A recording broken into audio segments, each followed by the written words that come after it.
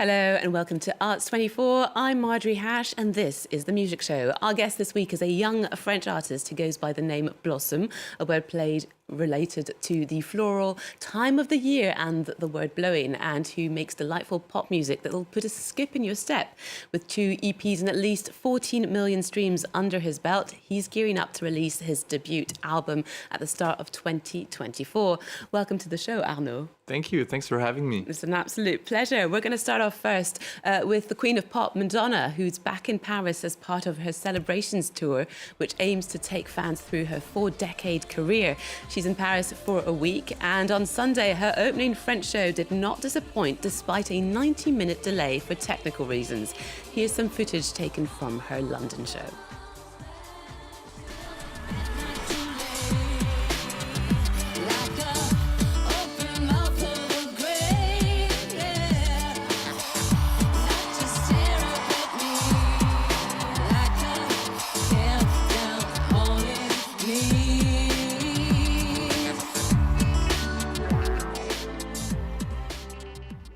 Cowboy looks, boxing rings and giant elevators. What can she not do? Arnaud, what are your thoughts on Madonna? Does that kind of make you want to go and see her show?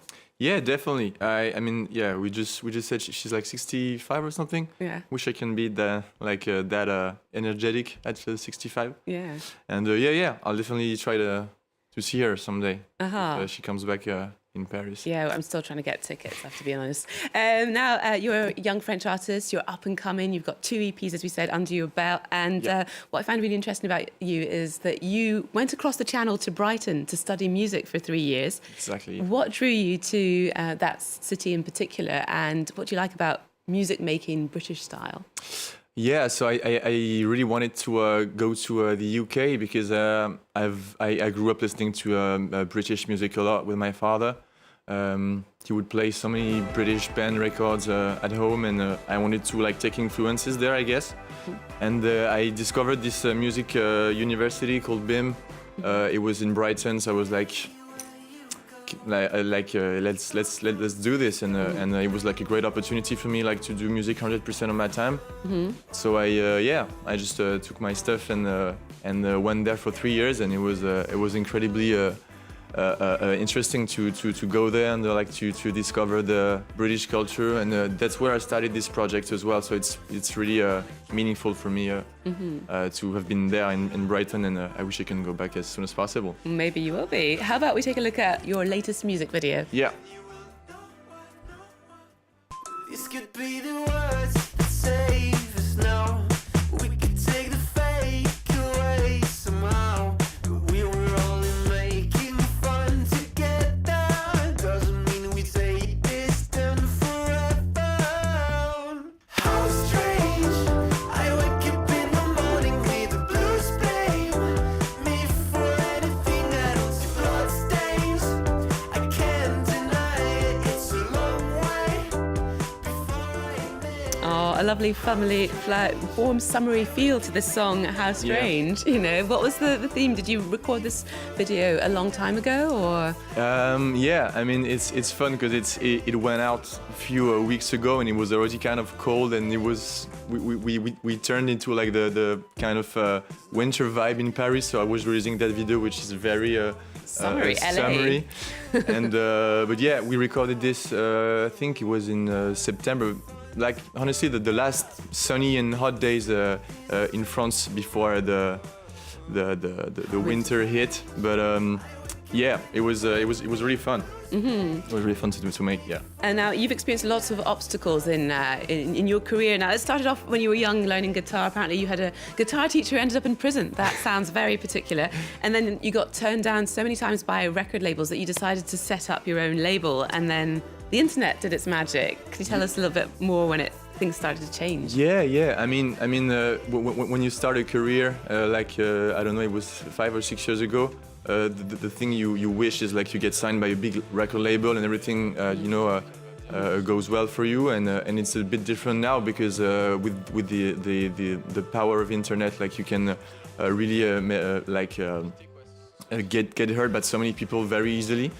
And I don't know, yeah. At the time, nobody really wanted to sign me, so I was like, I want this music to go out, even if nobody wants to sign it. So I just figured out that I could just create my structure and get these songs out by myself, and that's what I did. And I created this label, and I'm still releasing my music on with that structure now. So it's nice, and it's the best way to stay independent and do what you like. And you got some luck as well, because 14 million people have like streamed you, which doesn't always happen to everyone putting anything on. Yeah. It's a great way to stay independent now, and you still need, of course, help from like PR and stuff like that to help you expand. But artistically, it's cool to be 100% by yourself and.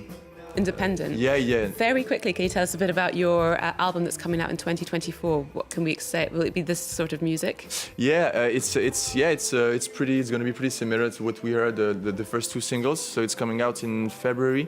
I haven't talked about the name of the album and the cover yet, but it's gonna be I will talk about it very soon on my socials.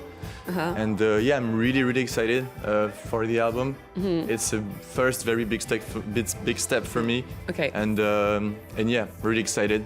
Well, we're very excited to hear it when it comes out. Going to take you over now to a two-time Grammy nominee Californian blues rock band. Don't know if you know them. They're called Rival Sons, and they have this year released 2 albums, which seems to be very popular at the time.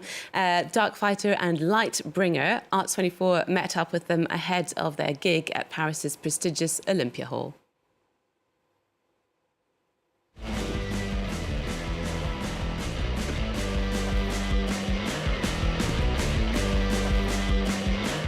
France 24, that's out. The prince took off his collar, started with he said X's and O's, fingers and toes. Now do you want to kiss a dead man? Do you want to kiss a dead man? And scene. Bonjour. I'm Scott Holiday, And I'm Jay Buchanan. We're from the Rival Sons. and you're watching France 24. Nobody wants to die, but they know they're gonna have to. X's and O's, fingers and toes, ain't nothing gonna save you. The intention wasn't to release 2 records. We knew that if we were to release 1 record, it wouldn't satisfy the artistic vision. We needed to release 2 records. We're in an era of very short attention span, too. People are listening to things for 15 seconds, so if we're going to give them a record that's an hour and 20 minutes, it's difficult to digest that. That's when you cling tight to the devil, you know, and you know. Let's go down to the river where the water runs still and deep. Scatter the ashes of the mess I used to be. We are previewing an album that has a lot of light and dark kind of contrast on it. I think ultimately, daily being on stage and talking about it, it's a mood of hope. It's a mood of love. In your own reflection, you deny the protection of your own infection.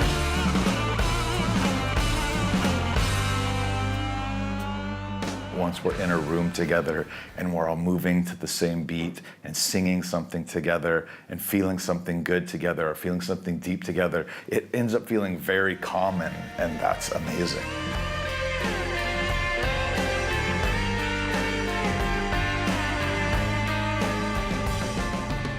France was the first time I ever felt understood in a very, very genuine way.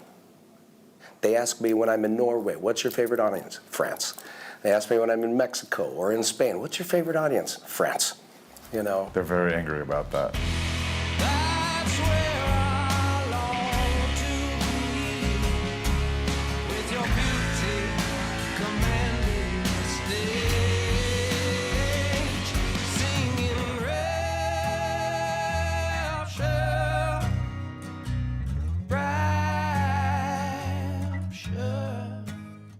Rival Sons, fresh off their Olympia gig. Now, you're going to be playing the Trabendo very soon on the 22nd of November. Any venues in Paris or elsewhere in the world that you'd be excited to play? I just saw the Rival Sons that were playing the Olympia. It's of course like one of the most popular venue in Paris, and it's very important for me because it is the first show I ever went to was at the Olympia. Oh, what was it? It was Paul McCartney. Oh. In 2007, and I was with my father. I was like 11 or something, and my father, he slept in front of the venue because it was like only selling the day of the show. Yeah. And he's like a huge fan of the Beatles and stuff. So it was pretty.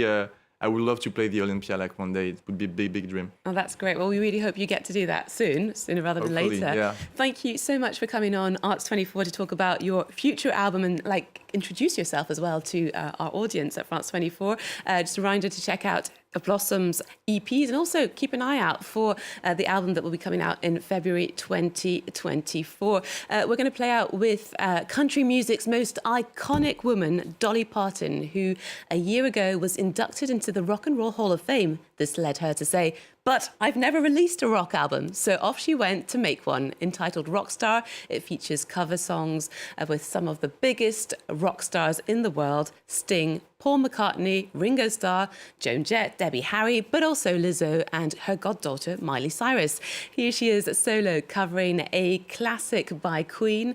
Let's check it out.